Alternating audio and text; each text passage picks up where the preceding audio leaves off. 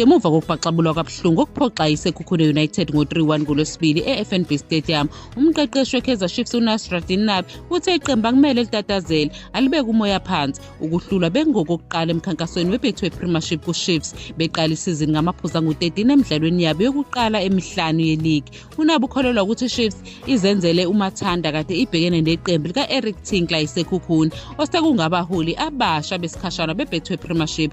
Ngokusho kukaNabi, iqembu lenza amaphutha amaningi aholele ekutheni bangenelwe amagoli asize ukubeka iSekhukhune phambili, ikakhulukazi ngokushintsha kwabo namabhola amade. Iqembu labadlali be-Chiefs abangakwazanga ukumelana nakho. uNabi uvumile ukuthi iqembu lakhe belingalungile ngokwanele ngisho nasemidlalweni wabo wokuhlasela, futhi noma bebedala amathuba athile bekungenele ukulawula umdlalo noma ukuhola. Nangaphezu kokulahlekelwa, uNabi akakholelwa ukuthi kunesidingo sokwethuka, kodwa isidingo sokufunda emaphutheni bese besondela emidlalweni olandelayo ngokuqiniseka okukhulu nangokugxilisa ingqondo.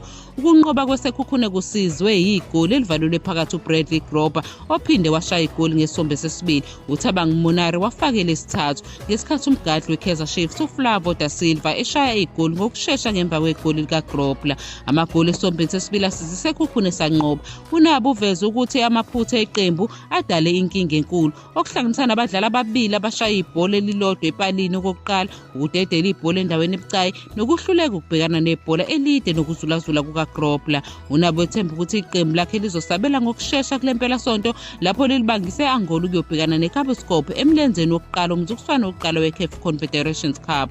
Utshela abadlali bakhe ukuthi nakuba izingozi zingenzeka, ukusukuma uzithathe kuyadingeka. Ugcizelela ukuthi iqembu kumele liqinise ikhanda lilungele umdlalo omkhumula jezu wemilenze emibili ozodinga indlela eyahlukile.